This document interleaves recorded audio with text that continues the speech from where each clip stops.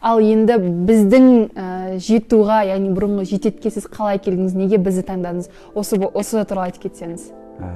Негізі оның бәрі былай басталды. Негізі біз студенттер болып, 4 бала болып, Тимирязева көшесіндегі квартирада тұрдық. Енді квартира тұрғаннан кейін міндетті түрде айына ақша төлеу керек. Оның үстіне өзіміздің продукттың ақшасы бар.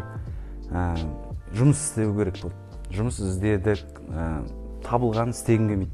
Себебі мен өзім актер болғандықтан, өнер адам болғандықтан осы өнерде жүргім келді. Бір кезде интернеттен біз актер іздейміз, 18 жас пен 25 жастың аралығы главный рөлдегі актер іздеп жатырық деген кастингті көріп қалдым. Кастингке бардым. Сүйгісі келе береді, сүйгенемін. Сүй жаным, сүйгімдегі сүйге бөленемін. Сәлеметсіз бе?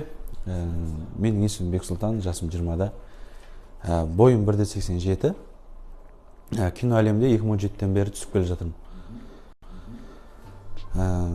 Сіздің ұйымдастырып отырған кастингіңізде басты рөлді ойнағым келді. Көрсете беріңіз. Тыңдап тұрмын. Ғашықпын. Шын ғашықпын сол адамға. Мен болмасам болмайын, сол аман ба? Уа тәңірім! Неткен жан жүрегі қайрылмайтын еттен бе?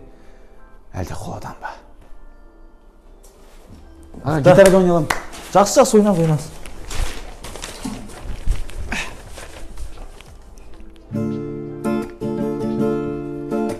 Сені көріп есім кетті, өмірімде өзгерді.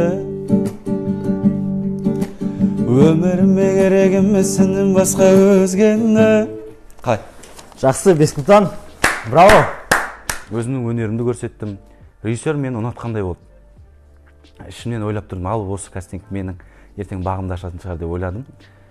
Бірақ бір үлкен ноу болды.